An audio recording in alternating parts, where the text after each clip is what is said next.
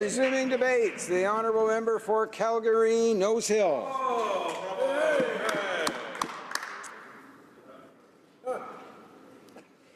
The challenge that we face today in the energy sector is very simple, and it's a question of stability, and it's a question of certainty, both for the people that are making the investments or the decisions to invest in production in Canada's energy sector, as well as for the people who I talk to every day who have selected me to be their voice in Ottawa. It's a question of certainty, and it's a question of stability.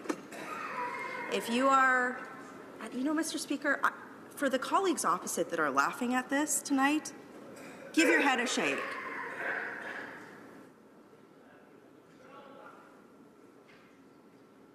When you are sitting around a corporate board table and you are trying to determine whether or not you should spend several $billions on a major capital investment, you look at several determinants. You look at labour availability, political stability, the market conditions.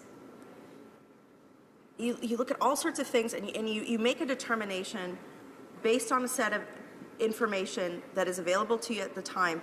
But you have to be certain that that information is right and that it's going to stay stable. If you are a worker and you are trying to decide whether or not you stay in a region or whether or not you sell your house or what sort of purchases you make or how you make ends meet, if there's no certainty in an area, you're going to make a decision one way or the other. And the problem that we've seen with this government over the last 3 years is a question of instability.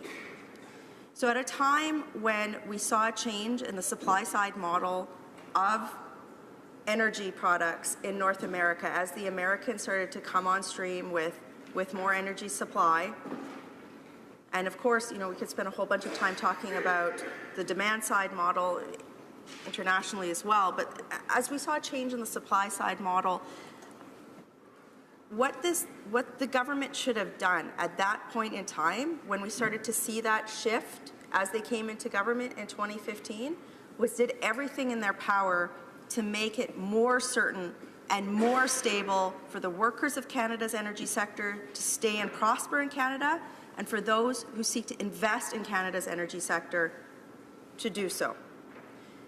So what does this government need to do to rectify decisions that it's made that has led to instability and to see projects built out from here on in?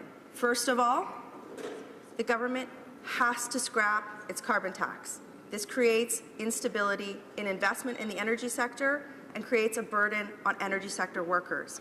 There is no economic modeling to show that it will actually reduce greenhouse gas emissions because, for the most part, carbon in Canada is price inelastic. The second thing that it needs to do is repeal the fact that they cancelled the oil and gas exploration drilling tax credit during a major downturn in the Canadian economy. They need to reverse that decision that they made. They need to reverse the tanker ban that they put in place. They need to reverse that.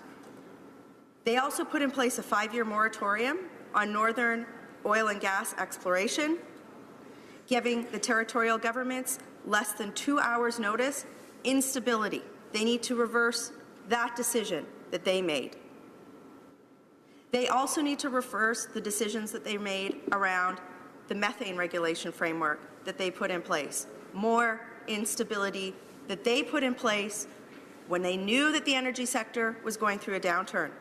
They need to scrap and do everything possible to stop the passage of Bill C-69 that they put in place, because it creates instability, it creates a new regulator and an environmental assessment process with indeterminate timelines. So if you are sitting at a corporate board table and you're trying to make a decision whether or not to invest, it's not about just getting to a yes, it's about getting to a yes or a no within a defined, clear set of time frames, and Bill C-69 completely undermines that. Any investor who is looking at investing in Canada's energy sector looks at Bill C-69 and says, no way. So they put that in place in a time of economic downturn, and they need to scrap that. They need to stop or scrap Bill C-48, which they put in place, which put in place the unilateral imposition of a ban on using BC's north coast for oil and gas exports. They put that in place. They need to reverse that. Bill C-86, which they put in place. It gives Cabinet the authority to unilaterally shut down the shipping of natural resources by water anywhere in Canada, including offshore oil and gas. That is instability that the sector looks at. They need to repeal that bill that they put in place during a major downturn in Canada's energy sector. They need to repeal Bill C-68. They need to stop it because it dramatically increases the red tape on project development by adding a multi-month review under the Navigable Waters Act for any water on a project site that is large enough to float a kayak. It adds instability, it is unnecessary red tape, and they need to repeal this bill that they put in place during a major energy sector downturn. They need to repeal and stop Bill C-88, which politicizes oil and gas development in the far north by providing Cabinet in Ottawa the unilateral power to shut down oil and gas development in the far north. And as well, they need to stop the proposed fuel standards that they're proposing to unveil before Christmas that will equate to a carbon tax of $228 per ton of fuel and almost certainly mean the end of the oil and gas sector. They also need to apologize for standing here and applauding Barack Obama after doing nothing to prevent the veto or speak against the veto of Keystone XL pipeline. They need to apologize for the fact that they did nothing while they allowed Denis Coderre to stand up and dump millions of litres of raw sewage in Quebec and say, you know what, Energy East is not in the best interest of Canada. We're just going to stand up here and agree with him. Nobody, the member from Calgary Centre, you know, that speech was just such a disgrace. He said he was going to pound on the table for pipeline. Pound on the table. Where was he when Denis Coderre? Where was he when Denis Coderre was doing it? Where was he? Well, he got kicked out of Cabinet. So there was our supposed voice in Cabinet in Calgary that did nothing to stop any of these bills. So there's that. They politically vetoed the Northern Gateway pipeline. Cabinet overturned in a political process, this government overturned a long, years-long regulatory review of the Northern Gateway pipeline that had over 200 conditions on it that was set and ready to go. That creates uncertainty, instability, and politicizes a system during a downturn in the energy sector. They need to invoke Section 9210C of the Constitution Act to bring the Trans Mountain Pipeline completely into federal jurisdiction so that BC cannot obstruct its blockage or its building out through permitting or other issues that are in their jurisdiction right now. They need to start building the Trans Mountain Pipeline. And I'm also sharing my time with the member from Peace River Westlock, Mr. Speaker.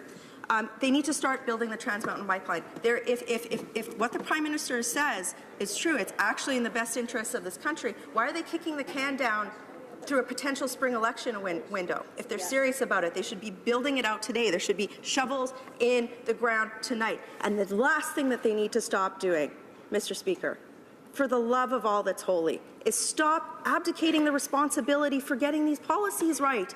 Every time they stand up here and say, oh, it's Stephen Harper's fault. They had 3 years to get these projects done, and everything that they've done, that litany of lists that is nowhere near complete, all they've done in every step of the way is add uncertainty and instability for the investors in Canada's energy sector and for the workers in my community. All the people in my riding want to do is get back to work, and everything that this government has done has been to abdicate responsibility and create instability. And the last thing that they need to do is the Prime Minister needs to stop going overseas and telling his true agenda to the world. Yeah. We want to phase out Canada's energy sector.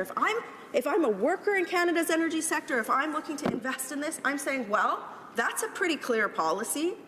Yeah. And he's backed it up with action. Every single one of these bills, every single one of these actions have been anti-energy sector. None of the Liberals can stand up in this place and say that they have done anything for Canada's energy sector, but they can tonight by undertaking repealing all of these bills and standing up and saying, look, we were wrong. This stuff was wrong. It created instability. It created the death of Canada's energy sector. We're running out of time. We are out of time.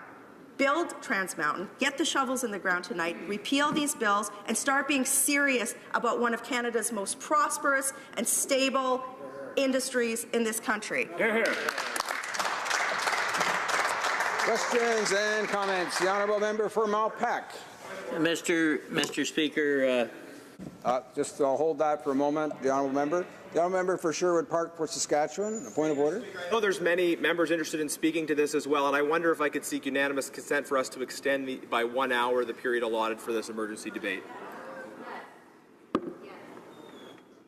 Yeah, thank the honourable member for the point where we are under a what we called sort of an autopilot motion, where there are no dilatory motions in this type of debate, or that order was in fact passed by unanimous consent earlier this day. The honourable member, questions and comments. The honourable member for Malpeque. Thank you, Mr. Speaker. I haven't been here for the whole night, but what I've been here for, Mr. Speaker, I see a lot of politics and a lot of solutions, and that last speech goes to the politics. Everything the Liberals done is bad. Didn't mention what the Conservatives done. That's what the member tried to say. You know, this crisis has been a long time coming. And this government has worked hard to try and get pipelines in place. I do agree with one thing the member said. She said, make it more certain and more stable in terms of where we're going with the energy industry and with pipelines. And in fact, Mr. Speaker, Bill C-69 is designed to try and find the balance between the environment and the energy industry and give that certainty for the future. You know, I'm pleased to have been in Alberta and across the country as chair of the Finance Committee. And I've heard a lot from the energy industry in Alberta. And they do need that stability and that certainty. I agree with that point. But the only way we're going to get there is to find solutions in this place instead of rather playing this partisan political game, which comes as much from that member as anyone in this House. The honourable member for Calgary-Nose Hill. I'll agree with the member from Malpeque on one thing. Bill C-69 does provide certainty for the energy sector. Certain death. Absolutely. Certain death. That is what every single industry leader has said about creating the most politicized process that is indeterminate in length with no particular reason as to why, outside of to kill the energy sector. You know, I actually stood here and I said, here are all the things that this government needs to do to create certainty in the sector for the people in my riding who are out of work and for the investors who need to invest in these projects to make them go forward. This government will not admit responsibility or failure. They need to do that. They need to repeal these bills. They need to bring back certainty and stability in Canada's energy sector. And you know what? I'm not going to apologize, Mr. Speaker, for being good at my job. Questions and comments. The honourable member for South Okanagan, West Kootenay. Well, thank you, Mr. Speaker. And the member was calling on this government to get the shovels in the ground tonight on the Trans Mountain Pipeline project. You know, I don't know what part of the law she doesn't understand, but right now the Court of Appeals has struck down the permissions that the government gave to the Trans Mountain Pipeline. And, you know, if shovels went in the ground tonight, we'd be in court tomorrow and back at square one. So, I mean, this rhetoric about trying to rush things through, trying to repeal laws that are in the way, this is how we got here in the first place. So I just want to ask her, how, in what world does she think those things would create confidence of Canadians in this process, in our laws here, and get things actually going? Because this is what's caused the problem. The honourable member for Calgary Nose Hill. We could be debating legislation tonight, Mr. Speaker, that would retroactively remedy or say that the tanker ban analysis that was done was complete and get the shovels in the ground tonight.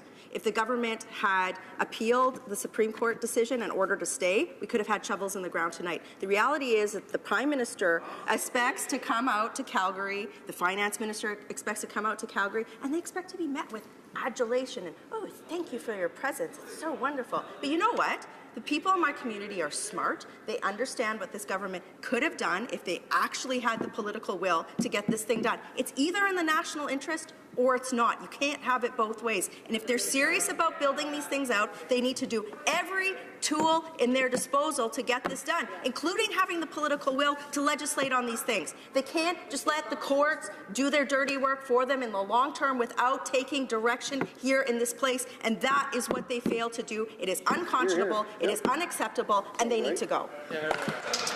There are 8 minutes remaining in the time.